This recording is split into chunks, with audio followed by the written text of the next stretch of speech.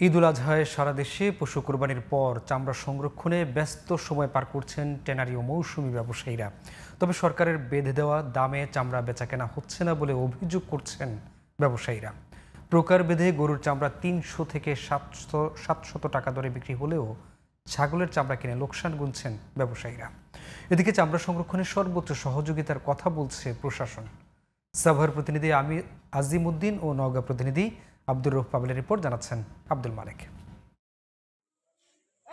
কোরবানির পর সাভারের হিমায়তপুরের হরিণধারায় বিসিক চামড়া শিল্পনগরীর ট্যানারিগুলোতে চলছে চামড়া প্রক্রিয়াজাতকরণের কাজ। চামড়া পরিষ্কার, লবণ মাখানো সহ নানা কাজে ব্যস্ত সময় পার করছেন শ্রমিকরা। এই শিল্পনগরীতে রয়েছে ১৪২টি কাঁচা চামড়া প্রক্রিয়াজাতকরণ প্রতিষ্ঠান। কিছু চামড়া ড্রামে ডাইরেক্ট সরাসরি ঢুকে কেমিক্যালের মাধ্যমে, আর কিছু চামড়া লবণ লাগাই।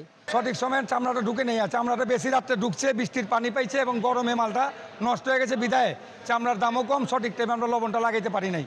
এবছর ৫ থেকে ৬ লাখ পিস কাঁচা চামড়া সংগ্রহ করার লক্ষ্যমাত্রা নিয়ে কাজ করার কথা জানিয়েছে ট্যানারি অ্যাসোসিয়েশন। আমাদের যে লক্ষ্যমাত্রা ৯০ লক্ষ পিস প্লাস চামড়া, সেটা আমরা মনে করি যে সারা দেশে যে চামড়াগুলি বিভিন্ন জায়গায় সংরক্ষণ করা হয়েছে সেগুলি পারচেসের মাধ্যমে আমাদের লক্ষ্যমাত্রাটা অর্জিত হবে। নওগাঁয় সরকারের বেঁধে দেওয়া দামে চামড়া বিক্রি হচ্ছে না বলে অভিযোগ উঠেছে। গরুর চামড়ার দাম মিললেও মূল্য নেই ছাগলের চামড়ার।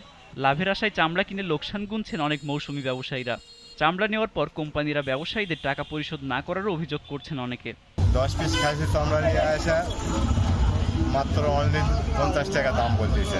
সরকার থেকে লবণ দিছে শুনছি, কিন্তু সেটা মাদ্রাসা ভিত্তিক, কোনো চামড়া ব্যবসায়ীকে লবণ দিছে এরকম কোনো এক বস্তা লবণ দিছে আমরা শুনতে পাইনি। সারা বছর চামড়া কিনা এই টাকাগুলো কোম্পানিতে আটকে থাকে, আমরা সময় মতো টাকা পাই না।